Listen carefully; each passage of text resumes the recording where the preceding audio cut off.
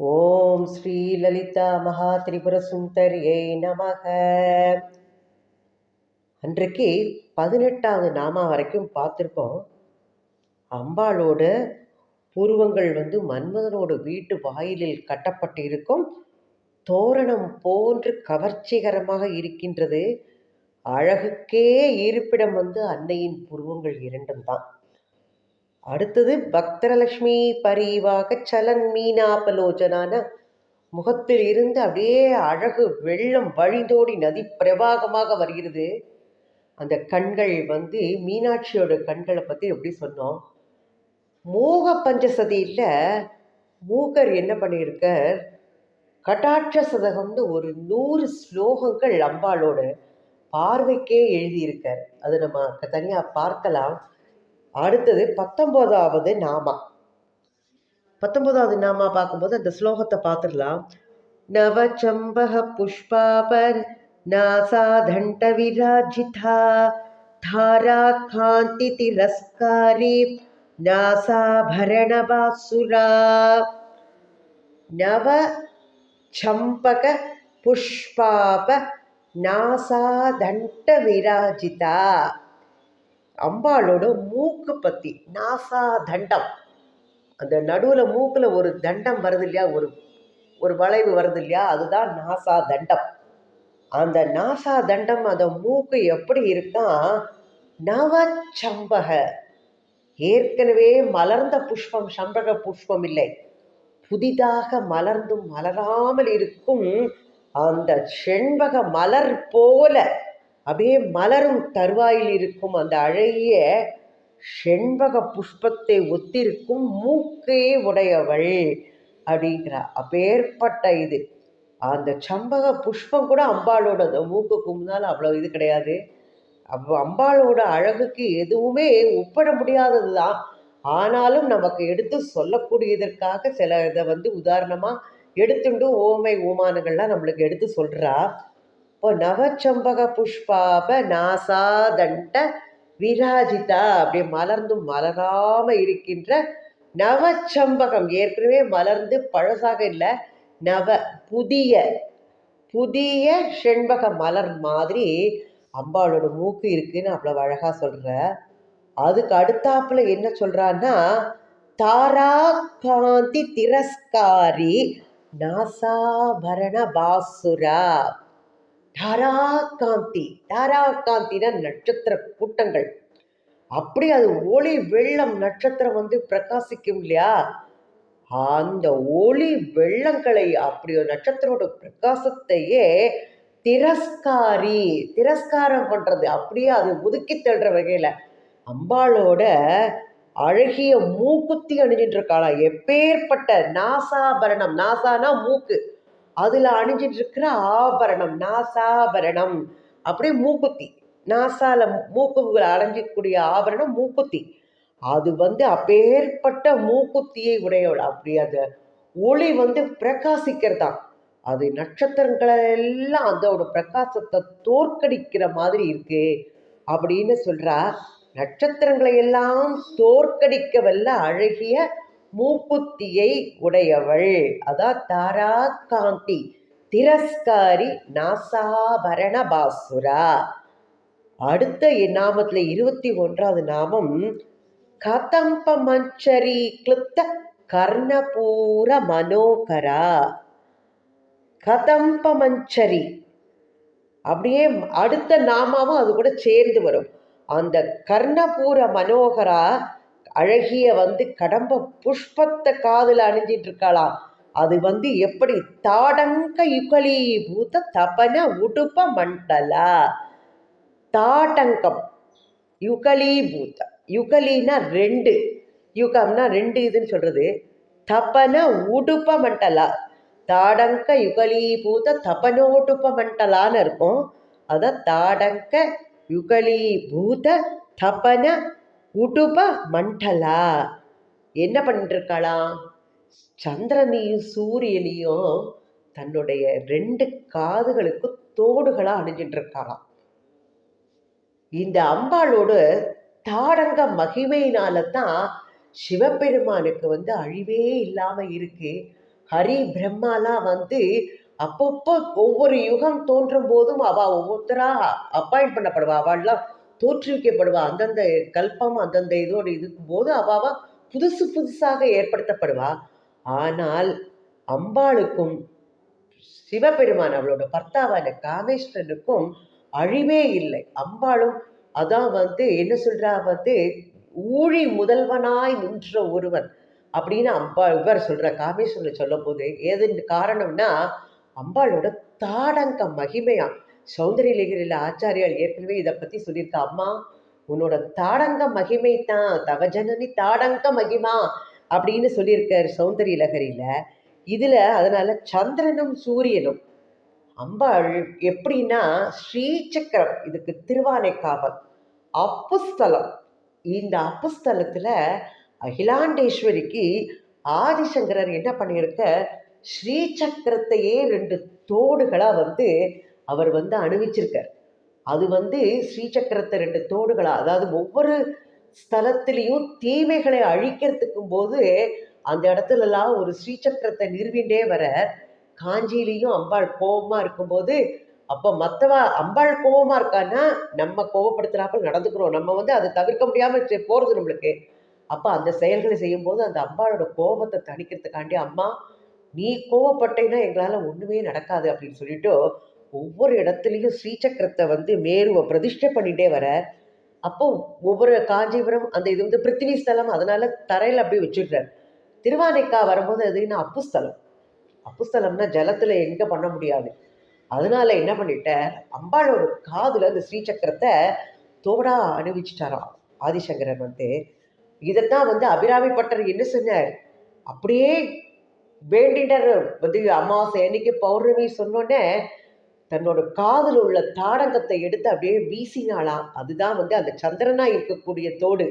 அது வீசினதுனால அப்படியே நிலவா போய் மேலே வந்து அது பிரகாசிச்சதே. இதுலேருந்து தெரியறது அம்பாளோட காது தோடுகள் சூரியனும் சந்திரனும் தான். அபிராமி பட்டர் சொன்ன, அம்மா உன்னோட ஒளி மண்டலம் அது நீ தோட வீசியோன்னு அப்பேற்பட்டதா அது வந்து பிரகாசிச்சது சந்திரனா அப்படின்னு சொல்லும்போது, அதனால சந்திரனையும் சூரியனையும் 2 காதுகளுக்குரிய தோடுகளாக அணிந்திருப்பவள் தாடங்க யுகலி பூத தபன உடுப்ப மண்டலா. அடுத்தது என்ன சொல்றாருன்னா, பத்மராக ஷிலாதர்ச பரிபாவி கபோலபூஹு அப்படிங்கிற பத்மராகம். பத்மராக ஏற்கனவே நேற்றுக்கு பார்த்தோம். புஷ்பராகம் மாதிரி பத்மராகமும் ஒரு கல். அந்த அது என்ன பண்ணுமா, ஒரு பெரிய பாறை மாதிரி இருக்குமா. அதுலேருந்து தான் ஒரு எப்போதுமே ஒரு பாறை, பவளமும் பாறையாக தான் இருக்கும். இந்த பத்மராகம் ஒரு பாறையாக இருக்கு. இது என்ன பண்ணுமா, அது கிட்டக்க போகிற அந்த பொருட்களை எல்லாம் அப்படியே பிரதிபலிக்குமா அந்த பத்மராகம். அப்போ அந்த பத்மராகத்தினால கண்ணாடி செஞ்சு மாட்டி இருக்காளாம். அந்த கண்ணாடியை வந்து அது அது வந்து தோற்கடிக்கிற மாதிரி அம்பாளோட ஷிலாங்கும் போது கல் பத்மராக ஷிலா தர்ச, அதனால செய்யப்பட்ட அந்த கண்ணாடிக்கு அம்பாளோட கன்னத்தோட அழகுக்கு முன்னால் அது தோத்து போகிறதாம். அம்பாளோட கண்ண பிரதேசம் வந்து அப்படியே பிரதிபலிக்கிற மாதிரி கண்ணாடி மாதிரி இருக்கான். இதில் தான் வந்து என்ன சொல்லியிருக்காருன்னா ஆதிசங்கரர் நம்ம இதில் பார்த்தா தெரியும். அம்பாளை அவரும் சொல்லியிருக்கார். அப்படியே இந்த முகவாக்கட்டையோட அழகை சொல்லும் போது அதில் சொல்லுவார், அம்பாளோட முகம் வந்து எப்படி இருக்காம்னா அழகு வெள்ளம் மிகுந்து அப்படி கண்ணாடி போல பிரதிபலிக்கிறது அப்படின்னு சொல்லியிருப்பார். அதனால அந்த பத்மராகத்தால் செய்யப்பட்டுள்ள அந்த கண்ணாடியே தோற்கடிக்கக்கூடியதான மிகுதியான அழகு வாய்ந்த கன்னத்தை உடையவள் அப்படின்னு சொல்றா. அடுத்த நாமா 24வது நவ வித்ரும பிம்பஸ்ரீ ஞக்காரி ரதனச்சதா அப்படின்னு சொல்றா. நவ வித்ரும, வித்ருமம்னா பவளம். நவ வித்ருமம் புதிய அப்பத்தான் உள்ளது. ஏற்கனவே பழசாச்சுன்னா பவளம் வந்து நிறம் தண்ணி பட்டு பட்டு மங்கி போயிடும். அதனால் அம்பாள் வந்து எப்பவுமே யவ்வனமுடைய நவ யவ்வனா, அப்பேற்பட்ட புதுமையான பார்க்கும் தோறும் புது புது அழகோடு திகழ்பவள். அதனால நவ வித்ரும பிம்பஸ்ரீ அப்படின்னு. பிம்பம்னா என்னதுன்னா கோவை பழம். அந்த கோவை பழங்கிறது அது என்ன பண்ணவா சொல்வா, அந்த கோவை பழம் புதிய பவளம் இந்த எல்லாம் அந்தவைகளுக்கெல்லாம் மிகுதியான, அதைவிட மிகுதியான சிவப்பான உதடுகள். நெக்காரி தசனச்சதா அப்படின்னு சொல்றார். நெக்காரி தசனச்சதா நவவித்ரும பிம்பஸ்ரீ நெக்காரி தசனச்சதா. புதிய பவளம், அந்த கோவை பழம், இவைகளெல்லாம் பழிக்கிற மாதிரி அப்பேற்பட்ட சிவந்த உதடுகள் கொண்டவளாம். அவளோட அம்பாளோட அழகை போய் எப்படி இருக்கணும், அதில் பிரதிபலிக்கிற காந்தி தான் எல்லாத்தையுமே. அம்பாளோட வர்ணம் சிவப்பு, அதனால அவள் உதடும் சிவந்த உதடுகளை கொண்டவள்.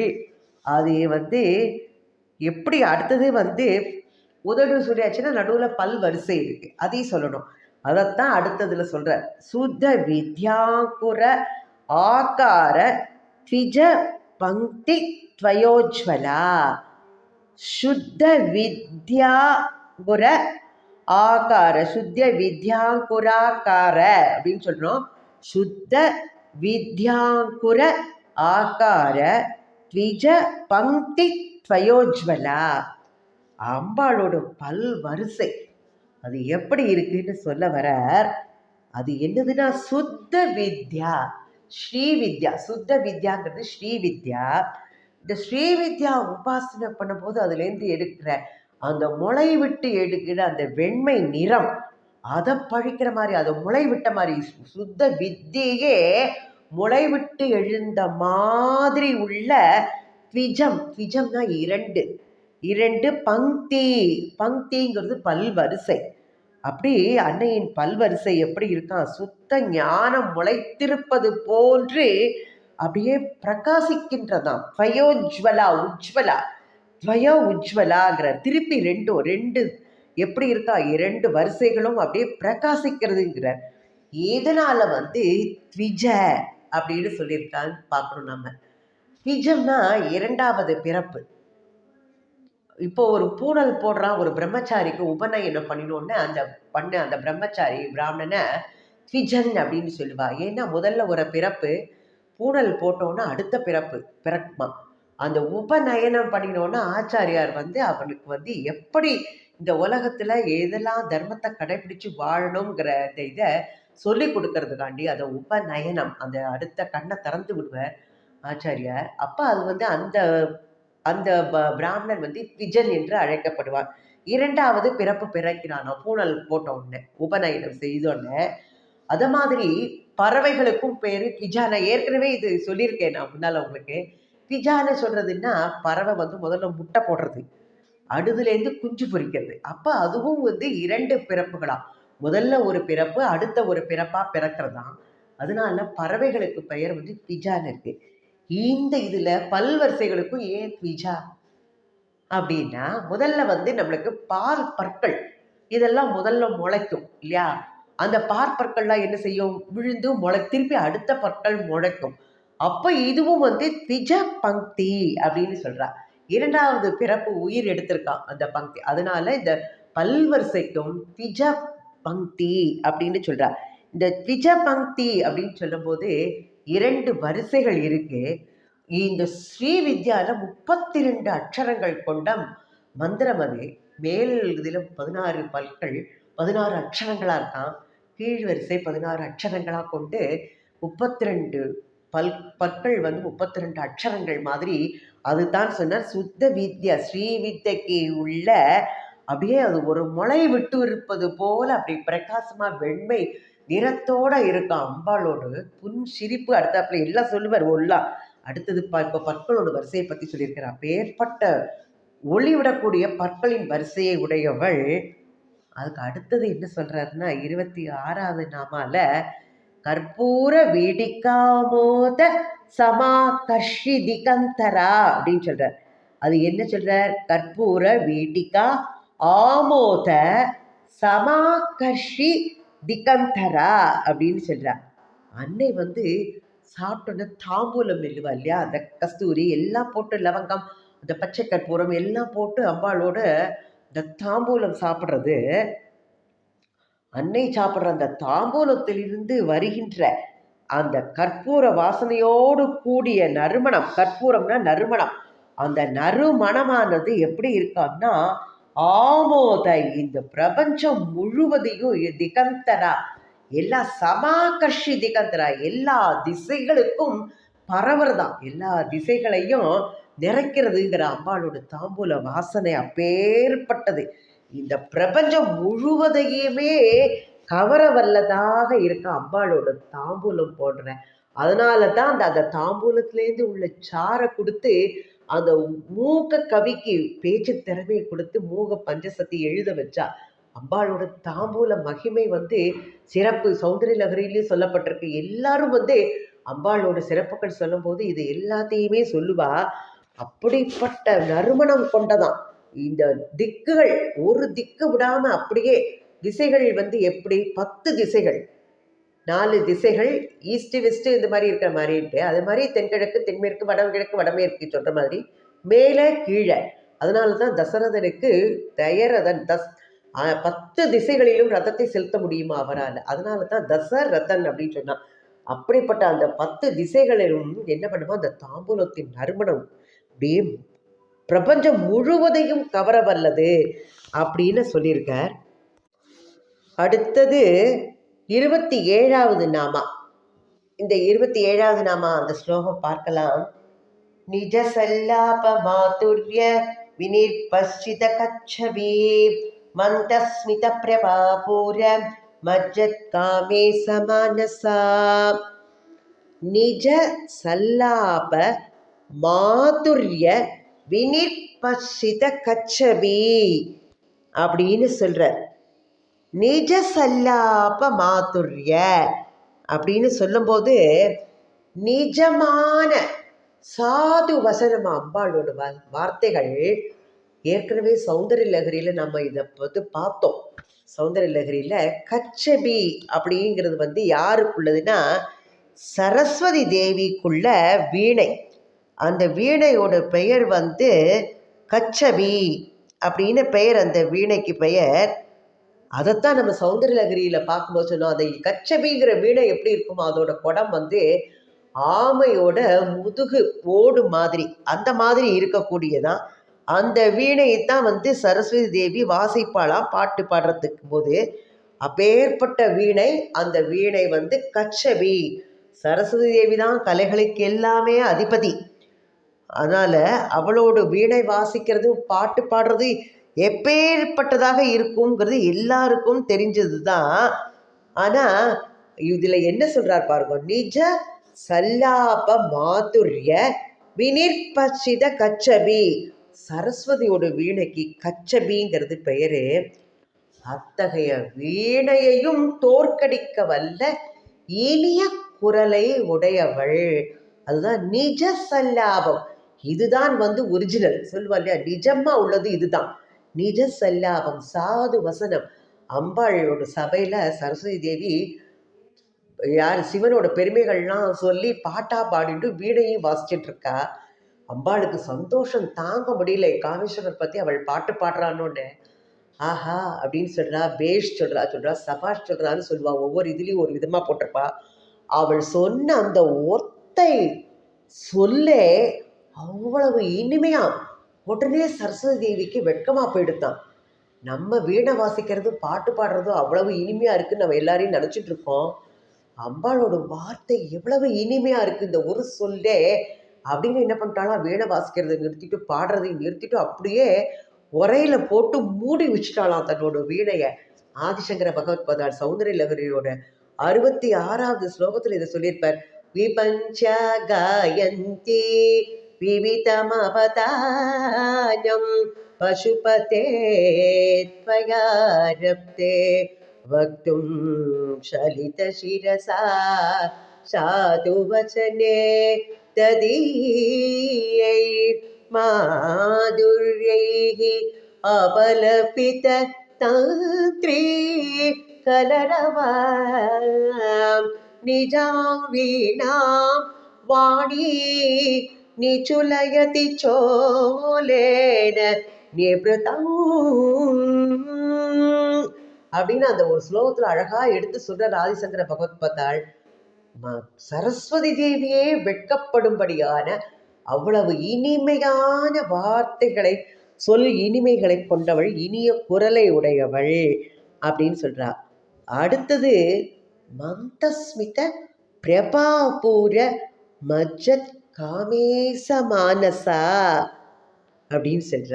இதில் பாருங்க என்ன அழகு ஒன்று வருதுன்னா, அம்பிகையோட புன்சிரிப்பில் தான் அப்படியே மயங்கி போய் காமேஸ்வரர் இருக்கிறார் அப்படின்னு சொல்கிறார். எப்பேற்பட்ட அழகு சொல்கிறார் அவர் புன் சிரிப்பு அவ்வளவு அழகு. அம்பாளுக்கும் காமேஸ்வரருக்கும் கல்யாணம் நடக்கும்போது அம்பாள் ஞானத்தினால தலை குனிஞ்சின்னு இருந்தாளாம். அப்போ காமேஸ்வரருக்கு அந்த சிரிப்பை பார்க்கணுன்ட்டு ஒரு ஆசையாம். அப்போ அவள் என்ன சொல்கிறார், அந்த குண்டோதரனை வச்சு அந்த இதெல்லாம் பண்ணுறது போது அம்பாளுக்கு சிரிப்பு வந்துடுறது தான். லேசாக தலையை நிமித்தி பார்த்துட்டு சிரிக்கிறாளாம். அந்த அழகுல காமேஸ்வரர் அப்படியே மயங்கி போயிடுறார். அப்படிங்கிற அம்பாளோட புன்சிரிப்பு காமேஸ்வரரை மயக்கி அது வரைக்கும் சும்மா இருந்தவர் அந்த புன்சிரிப்புக்கு ஆட்பட்டு தான் செயல்கள் எல்லாத்தையுமே செய்ய தொடங்குறாராம். அதனால இதை என்ன சொல்றார், மூகப்பஞ்ச சதியிலேயே சொல்லப்பட்டிருக்கு. இதில் மூகப்பஞ்ச சதியில் இந்த புன்சிரிப்புக்குன்னே 100 ஸ்லோகம் மந்தஸ்மித சதகம் அப்படின்னு எழுதியிருக்கேன். நம்ம இதுக்கு அடுத்தது முடிஞ்சால் ஏதாவது ஒரு இது முடியும் போது அடுத்தது இல்லை மூகப்பஞ்ச சதி பார்க்க ஆரம்பிக்கலாம். அந்த மூகப்பஞ்ச சதியில் ஒவ்வொன்றுக்கும் முதல்ல ஆர்யா சதகம் சொல்லி, அடுத்தது பாதாரவிந்த சதகம் சொல்லி, ஸ்துதி சதகம் சொல்லி, கடாட்ச சதகம் சொல்லி மந்தஸ்மித சதகத்தில் முடிப்பார். 500 ஸ்லோகங்கள். இந்த மந்தஸ்மித சதகம் 100 ஸ்லோகங்களை கொண்டது. அம்பாளோட புன் சிரிப்புக்கே 100 ஸ்லோகங்கள் எழுதியிருக்காருன்னா அவள்லாம் எப்பேற்பட்டவாளா அம்பாளை அனுபவிச்சு எழுதியிருப்பாங்கிறது நம்ம நினச்சி பார்க்கணும். அதனால் அப்பேற்பட்ட புன் சிரிப்பு அது காமேஸ்வரரை வசப்படுத்தி அப்படியே காமேஸ்வரர் மயங்கிடுறாராம் அந்த புன் சிரிப்பில் அப்படின்னு சொல்கிறா. அதுக்கு அடுத்த ஸ்லோகம் என்ன சொல்கிறாருன்னா, அனாகலித சாதிருஷ்ய சிபுகஸ்ரீ விராஜிதா அப்படின்னு சொல்கிறார். அப்பேற்பட்ட அழகு கொண்டவர் அப்படின்னு சொல்லிட்டு காமேஸ்வரர் இன்னொரு இதில் சொல்லலாம். அபிராமி பற்ற கூட இந்த புன் சிரிப்புக்கு ஒரு சொல்லியிருக்கார். பவளக்கொடியில் பழுத்த செவ்வாயும் புன்முறுவல் தவள திருநகையும் துணையா எங்கள் சங்கரனை துவள பொருது துடியிடை சாய்க்கும் துணை முலையாள் அவளை பணிமின் கண்டீர் அமராவதி ஆளுகைக்கே. அவளை பணிஞ்சா இந்திர லோகத்தை ஆளக்கூடிய நமக்கு சக்தியே கொடுப்பா அப்படின்னு சொல்றாரு. அவர் அப்படி காமேஸ்வரனை தன்மையப்படுத்தி நிற்கும் பெண்மை எழில் உடையவளா அன்னை அதைத்தான் அபிராமி பற்ற இதுல அவ்வளவு அழகா சொல்லியிருக்க.